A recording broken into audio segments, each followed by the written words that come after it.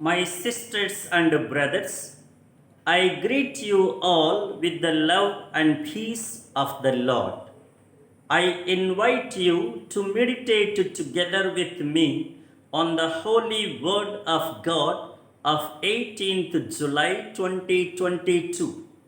The trust, incredulity is infidelity. The indicative of our reflection, lack of openness and docility leads to a lack of faith and refusal of God's grace.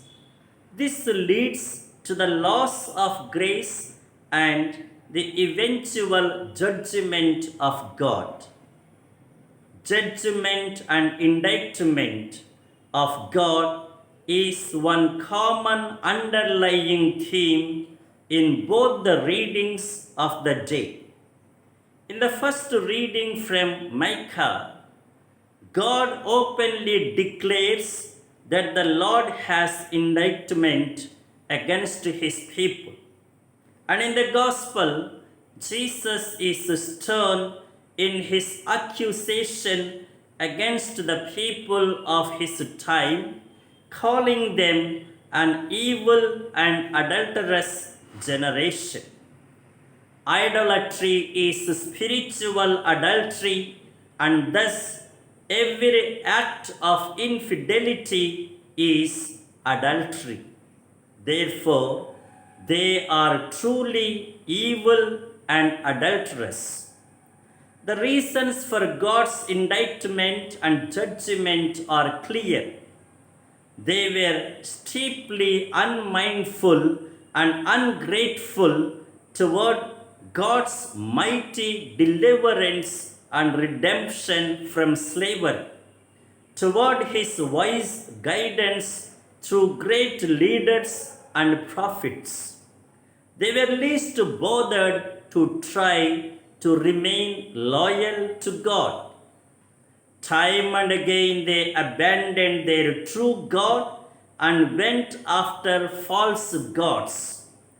They did not pay attention to God's numberless admonitions and warnings. They were not open to God's grace. They were not spiritually sensitive to seeing God's hand or experiencing God's love. They were never satisfied with numberless acts of God's immense mercy. Instead, they always pressured and annoyed God. They demanded again and again proofs and wonders from God. They did not learn and grow from God's teachings and signs of his care and guidance. They continued to demand signs and signs.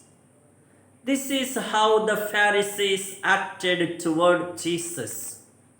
They had already seen God's abundant wisdom and mercy in and through Jesus.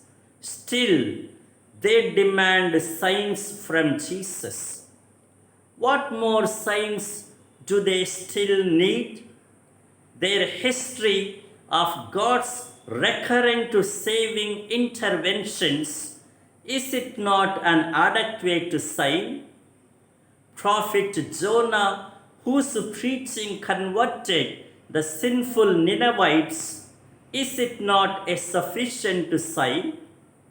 The wise King Solomon, whose wisdom crossed the boundaries to attract to him the visit of the Queen of the South, is he not an adequate sign?